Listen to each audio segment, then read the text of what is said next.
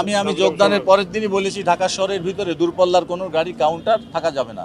এখানে কিন্তু এই জিনিসগুলো রিমুভ করার জন্য আমাদের সকলের প্রচেষ্টা দরকার। সিটি কর্পোরেশন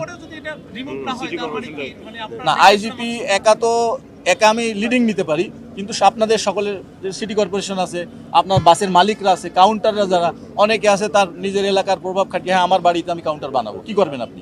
এই জিনিস সবাই আইনের আওতায় আসবে।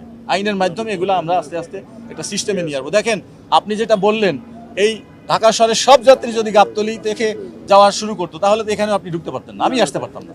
তাহলে এটা যে কনসেন্ট আপনি এটা করে ডিসেন্ট্রালাইজ করে দিতে হবে, একমুখী মানে এক সেন্ট্রালাইজ হলে ওখানে কিন্তু প্রবলেমটা বেশি হয়। আপনি ম্যানেজমেন্ট করতে পারতেন না, এখানে পারতেন।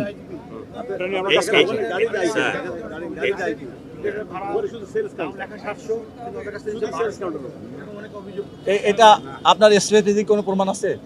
আমি এই মাত্র এখানে একটা কাউন্টারে গেলাম, তো বললো টিকিট কত ভাই, সরকারিভাবে লেখা 680, উনি 80 টাকা কমে 600 টাকা দিয়ে টিকিটটা নিলেন। যাত্রী নিজেই বললো যে আমি স্যাটিসফাইড স্যার। তারপর ম্যাজিস্ট্রেট কাজ করছে ব্যাপারে 300 টাকার ভাড়া 700 টাকা আজকে এখানে নেওয়া হয়েছে, এবং এরকম প্রমাণও আছে যে কাউন্টারে টিকিট পাচ্ছে না।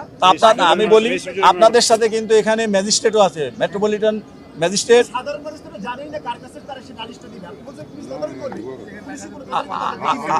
আমি এইটাই তো আমাদের প্রবলেম, আইন না জানাও কিন্তু একটা অপরাধ।